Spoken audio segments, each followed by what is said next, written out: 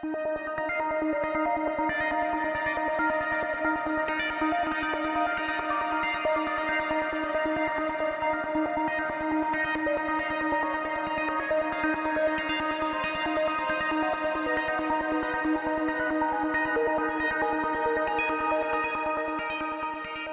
you, Jeremy. Obviously, thank you for taking the time to sit with us. We've been doing this. We've been doing this now. We've done one season before, and this is our second season. And I love taking time and sitting down and talking to friends. And what's been really cool is that it turns out we know a lot of people. Yeah. There's a lot of people that come through our doors every day, and it's been such a blessing for Jeremy and I over the last 5+ years getting to especially you. I mean, you've been with us from the beginning, yeah. And so for me this is a big one for me because I remember you from back in the day. I mean, back in the day for as far as Birch is concerned, of every morning coming in, getting your coffee, getting your breakfast or granola bar, going upstairs and writing. And although I didn't know you were writing, I thought you were in the CIA, but it turned out you were writing. I might be. Yes, well, that's good. It's a good little cover. But yeah. So just the people that we've been able to interact with and sitting and chatting with you. Tell us a little bit about. I mean, because I'm curious from your perspective, what initially brought you into our space? Yeah. I mean, to work. Kind of a need. I think about Birch as kind of saving my writing life, if you will. I think I've always struggled. I mean, writers always struggle. There's probably a million books about just the writing process and how much discipline and variations on the routine and how they serve the writer. I've always really struggled to find a certain kind of writing discipline and writing routine. I've never really found it until I found your place, and that's why I'm so unfortunately devoted to it. As a writer, I was, thought I was really coming out around the year 2000. I got my MFA, had a couple, early good fortunes, and then had a really disastrous experience in the theater that just kind of soured my taste for the whole thing. And I was also just so financially destitute. I said, okay, let me put this aside. There'll be plenty of time for it. I was a young man. Let me try to make some money.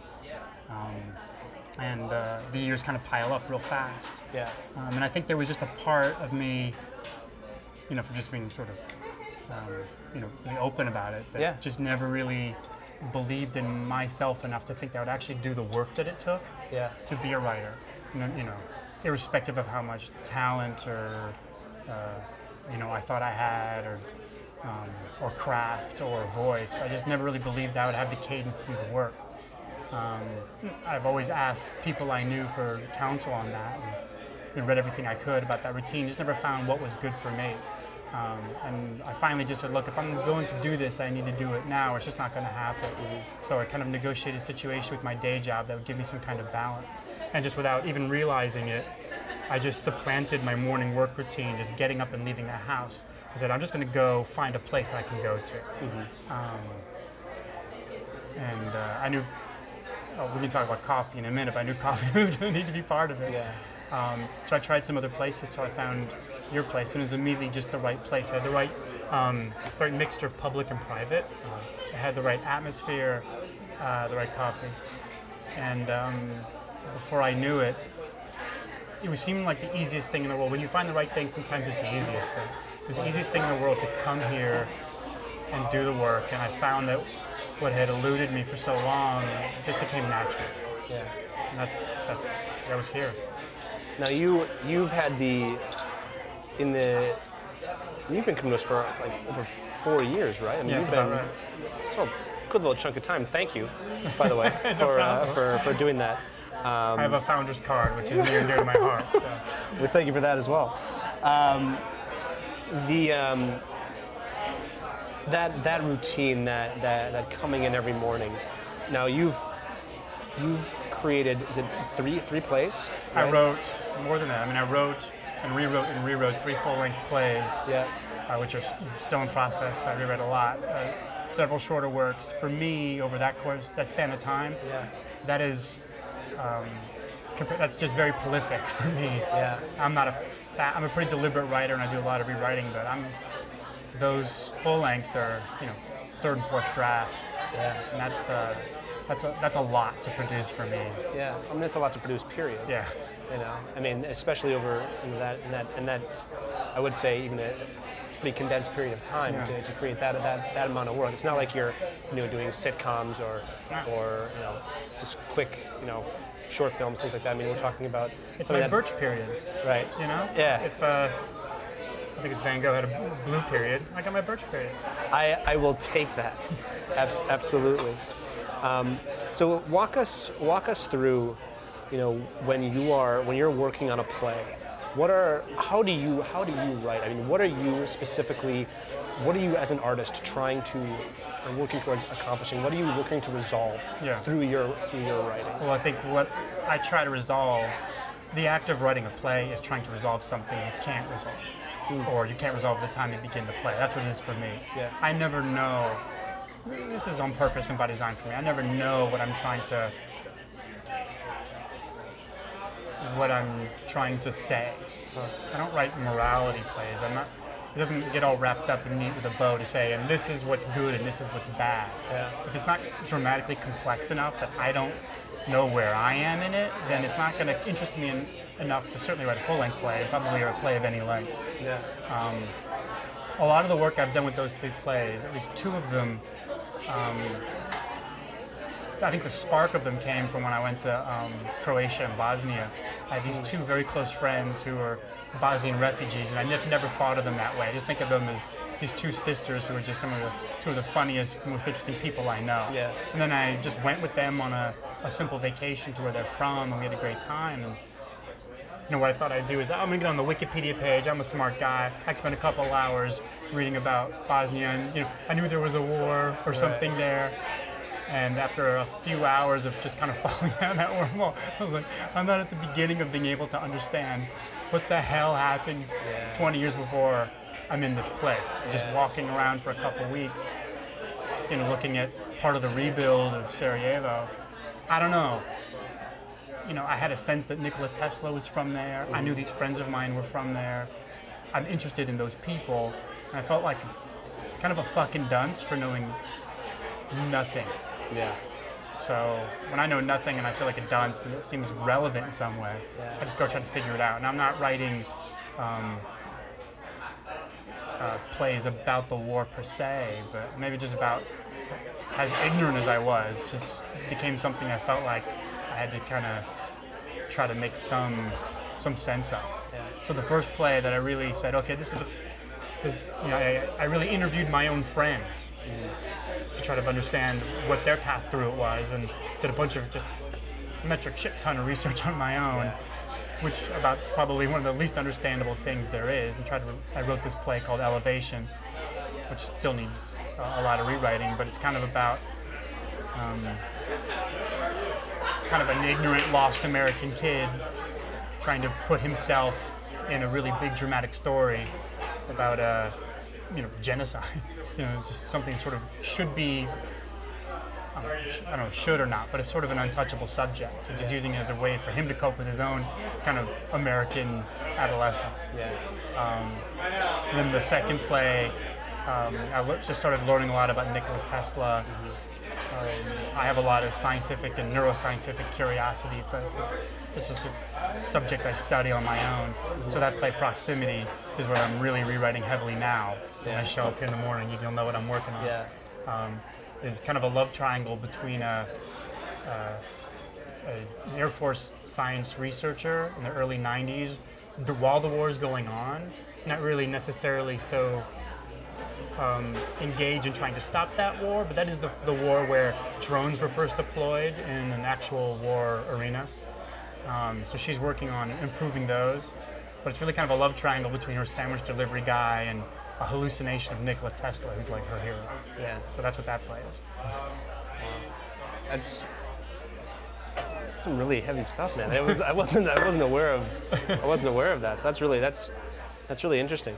What struck me about what you just said was that that neuroscience is a hobby, something that you're curious about. What was it that brought that about? Wanting to deeply and better understand that. Yeah, that's a good question. Maybe writing that play. Proximity. I mean, neuroscience is really a rather new science. When you and I were in college, it was really kind of a new science that not a lot of people were interested in. We're learning so much now about how the brain works, and there's so much farther to go. And then I think reading up on Nikola Tesla, one of the things he was interested in is a lot less known for. I wasn't interested in exploring what everyone kind of talks about with Nikola Tesla, his feud with Edison, right. And how he really is responsible for a lot more of the modern power grid, and how he's kind of not been given the credit for inventing a lot of this stuff. There's a lot of, I'm trying to find Nikola Tesla as an interesting guy, and I don't think he was actually that interesting of a guy. He was kind of antisocial, had a lot of issues, but one of the things that was more interesting about the work that he was doing, I think a lot of the things he was probably more wrong about, because not only was he arguably kind of the founder of remote control devices, and which are basically drones, he was doing these kind of experiments on his own mind and body, and he had synesthesia, which is the condition, he had a rare form of it. It's the condition where letters each sort of have a color associated with them, and you might have a sound, like your senses, where for most of us, you either see, and then you're only seeing at one time, you're not hearing or tasting. We can only usually attend to one sense at a time. He could attend, they would sort of bleed together. So things that he would see would also have a taste or a sound or a color. And it's usually the rare form he had. The way he would invent is he would see something out in 3 dimensions in front of him, and he would work with it and plan with it and manipulate it. So by the time he ever needed to write something down, it was usually just, if he even bothered to, just him taking dictation, the most boring. He was already done building it before it was ever built or written down.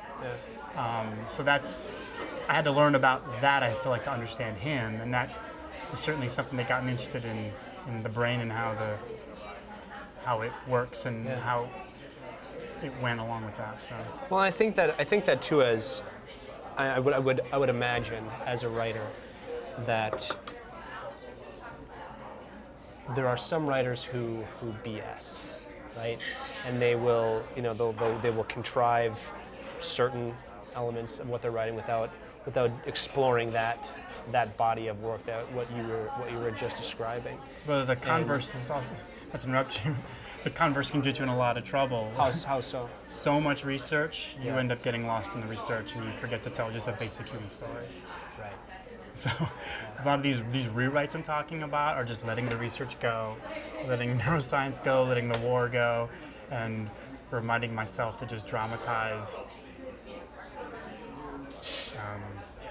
real stories, real people.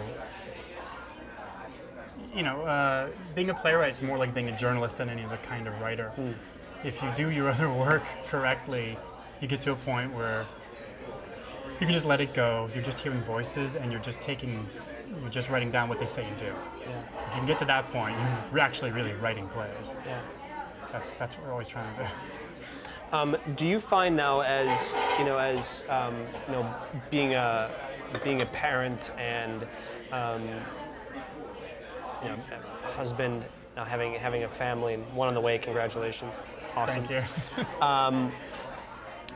How that colors your works. I know for me as a dad now, I travel quite a bit, and I'm going to Origin, and I'm doing a lot of work like that, and traveling for me has shifted a lot because I have to be away from my kids, and that's tough.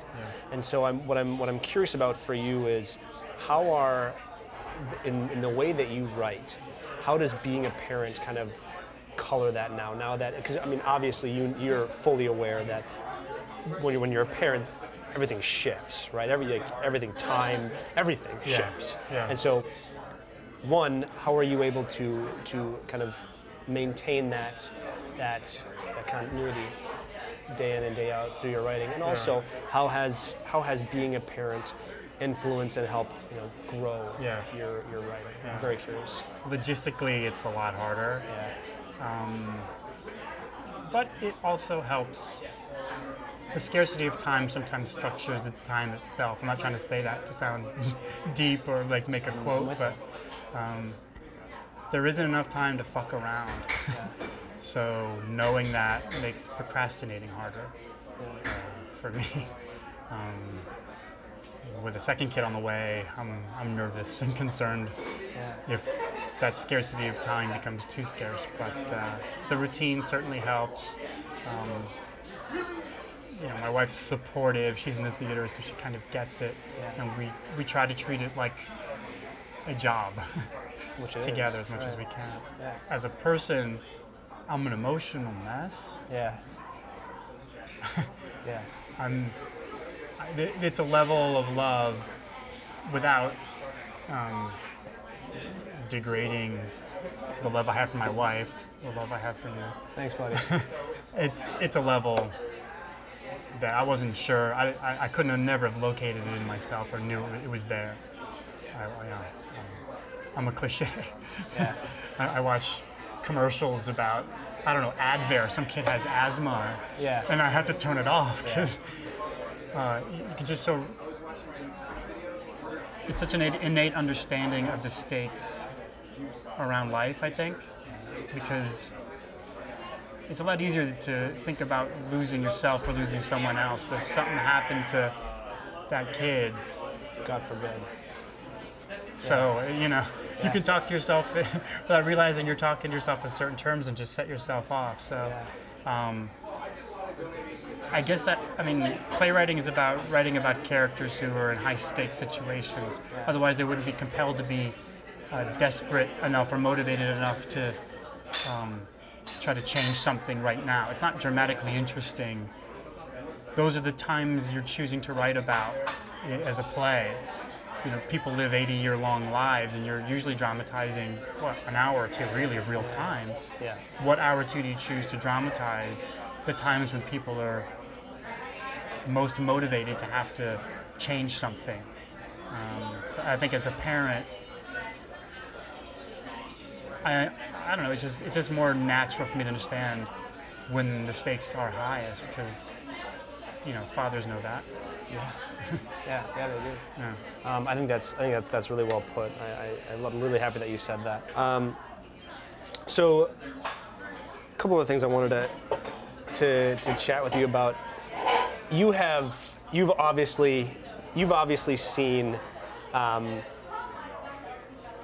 Birch kind of go through some transitions, right? We'll say that.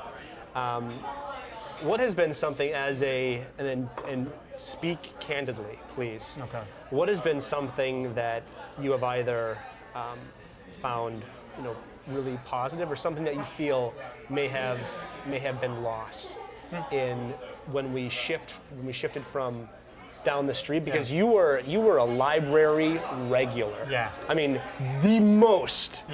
Like Stay Regular is about Jeremy Wine. That's what it's about. Sorry. Because no apologies, man. You guys don't understand that Jeremy has spent hours. I would say, I think it is safe to say that there hasn't been anyone who has spent as much time in our shops as you, outside of maybe Jeremy and myself. Okay. Right? That is what I feel confident in saying that. No customer for sure. So, what is something that you noticed from the move from down the street to here, that positive and a negative? I would love to hear your feelings about that. That's a good question. The negative is easier just because it's more obvious. Yeah, please. This is New York City, and space is always at a premium. It's hard to have just enough space. Your product is so good, your environment is so good, everyone loves you so much that your popularity keeps increasing. And it's hard to maintain just a big enough space. As a writer who's someone who I feel like part of the furniture here, I was panicked at just losing that upper level that I'd be able to find, because I don't necessarily want to sit just anywhere. I always want to find that right alchemy, that right chemistry of public and private. Yeah. I was really panicked that I wouldn't find it here, but I did. Yeah. And you're sitting in my seat. I'm like Jack Nicholson in As Good as It Gets. I offended one of your other regulars. he got up to, I think, use the bathroom, and I went ahead and just bust his station for him. Thank you for doing that. Thank you for taking care of our tables. I appreciate that. But I was like, I kind of wanted that seat real bad, and I was looking daggers at him, and I apologize. I don't know if you really understood that I wasn't necessarily trying to usher him out the door. I just thought he was done. Yeah. But just did that space premium, and I love sitting right there. It's so good. Yeah. So that was, but it's working out. It really is. Thank God. Thank God. I didn't know, I wasn't ready for the end of that relationship. I tell you, man, I was, to be honest, I was pretty nervous when we were packing up. There was a few people that I was really concerned about. You obviously being one of them, that wouldn't be able to maintain their routine, because for us, we're very much about our commitment to serving everyone that comes through our doors, and feeling that I have not been able to do my job the best I can, even though it was circumstantial and things that is completely out of our control. There was still that feeling of, man, if Jeremy can't sit and write, then what's he gonna do? And then so I had this burden that was hanging on me of like, God, I hope this. I really no. It was, for me. It's just about our ability to continue to care for the people that are that are coming in every day. I mean, I didn't get the I'm really chance glad that it worked out. To answer your question in terms of the positives. Yeah. You make the best coffee. Thanks, man. You do. I mean, coffee is actually sort of part of my rebirth as a writer, because I didn't drink coffee at all growing up. My parents didn't drink any alcohol, didn't drink any coffee. It's not a very good, cocoon for a young wannabe writer to be exposed to those, horrible anti-writer influences. Yeah. It was good parenting. But I didn't start drinking coffee until I was about 30. Yeah. Really? Yeah. Unbelievable, right? So that's awesome. Maybe it's not that high praise to say it's good coffee, because what do I know? But sure. It also, hey, it's a stimulant. I've been unwittingly denying myself sort of stimulants. Sure. It's really good for a writer to drink coffee. It just happens to be. I would imagine. So I don't think I knew what good coffee was until I started drinking this. Cool. This thing in my hand tastes really good. Thanks, man. And they don't all. So, so that's certainly something. It's like been a coffee education for me, which is great. But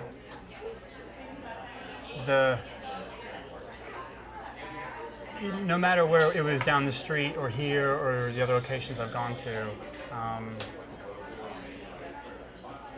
trying to find the right word for it. I don't know if the word exists or maybe it doesn't. I just don't know it. But you can just sort of taste the care in the air. Your people are nice. I can joke with them. Part of my routine is talking to Danielle or Gina or Sony, wish she was here, and saying the stupidest thing I could think of. Sure. I feel a little bit like Norma Cheers when I renamed her granola bars Nerd Bars, and I'm holding to it. I don't know what it means. I just feel like that's just part of my routine. Yeah. It's my office. Yeah. And I guess your office is where you want to work. This is where I want to do my work. That's awesome, man. Thank you for saying that. It's very touching to hear that. It means a lot. In terms of moving from down the street to here, I think that's a lesson for you guys, because you could take what you do to another location, and I feel like I'm kind of a litmus test that you can carry it with you. It's not necessarily about, I honestly did not know if it was you just had the right layout or you had the right business. And it wasn't a layout because you changed that, and everything else still works. Yeah. Thanks, Jeremy. Thank you. I appreciate that. I wouldn't blow smoke. No, I mean, it means a lot.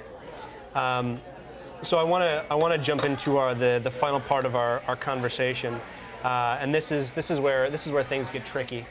This is the rapid fire part of our. Okay. Okay. I'm going to ask you 5 questions. Should I do my stretches first? You can do if you want to stretch a little bit. That's fine. I can do it. That's fine. Take ready. Let's do this. We ask these same 5 questions to everybody, and are you ready? As quickly as you can bring them back to me. Are you ready? Think. All right. Offend people. Which of your 5 senses is strongest? Hearing. Do you know CPR? Infant CPR. How tall is the tallest person you know? 6'7" Smallest person you know? 4'10". It's not really that small. Person. Oh. Yeah. 26 inches. There we go. Yeah, that's good. Do you often need? Can't read this. Do you? Comes rapid fire.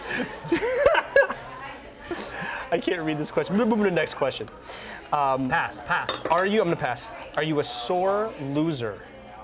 No. I believe that. And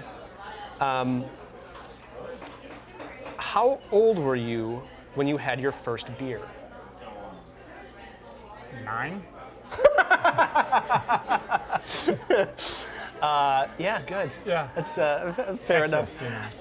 It's funny. I was actually when I was a kid, my dad drank beer once in a while, and I would always ask for a sip of his beer, and he would never give me a sip of his beer. And I remember one time going to a family reunion. I was like 13 years old, something like that.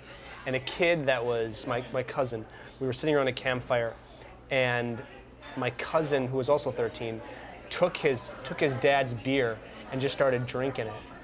And I remember thinking, opened up a world. Man, he has the best dad ever. Letting him drink a beer that's so cool.